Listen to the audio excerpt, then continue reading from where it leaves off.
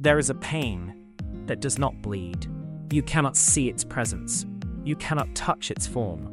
But at 2 a.m, when the world grows silent and your mind finally rests, you feel it keenly. It feels heavy. It feels quiet. It feels relentless. This pain has a name. It is called regret. For many years I carried this burden alone.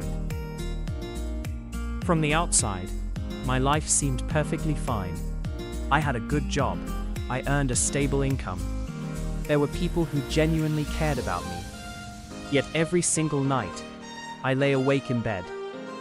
I stared at the ceiling above. I replayed the same moments again and again. These were the dreams I had buried. I did it just to be practical.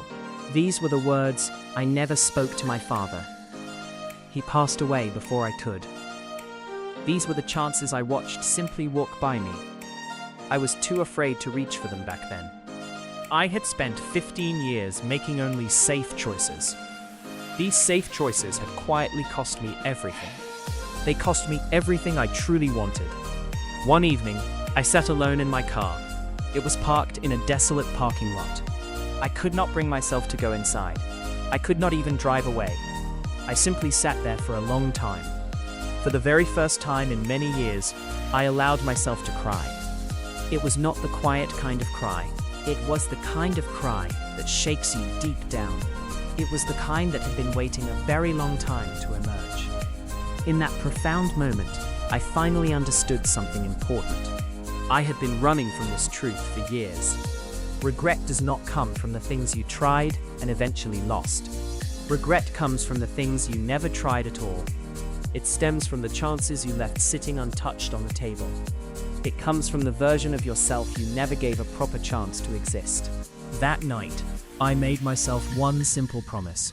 I promised not to be perfect anymore. I promised not to be fearless. My promise was simply to stop choosing safety. I would choose the life I actually wanted instead.